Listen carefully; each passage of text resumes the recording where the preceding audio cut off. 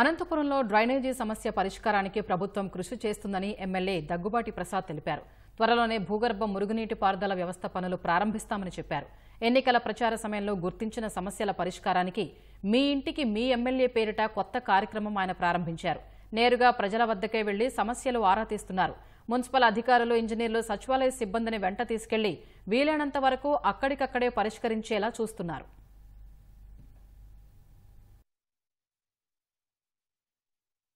Election canvassing లో భాగంగా ఇక్కడ తిరగడం జరిగింది. ఇక్కడ ఏవైతే సమస్యలు ఉన్నాయో ఇంతకుముందు గుర్తించడం జరిగింది. ఆ గుర్తించిన దాంట్లో మున్సిపల్ కమిషనర్ని, అలాగే మున్సిపల్ సిబ్బందిని, మా ఇంజనీరింగ్ విభాగం సిబ్బందిని, సచివాలయం సిబ్బందిని తీసుకెళ్లి చూపించి ఇవన్నీ పరిష్కరించాలని చెప్పేసి కోరడం జరిగింది.